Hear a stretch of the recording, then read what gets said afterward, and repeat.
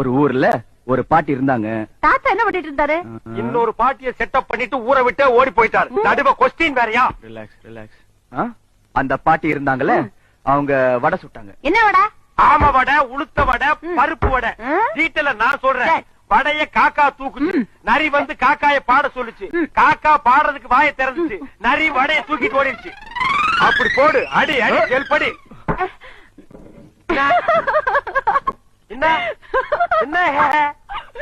ஐயோ பாருப்பா, காக்கா எங்கேயாவது பேசுமாப்பா, நரி எங்கேயாவது பேசுமா?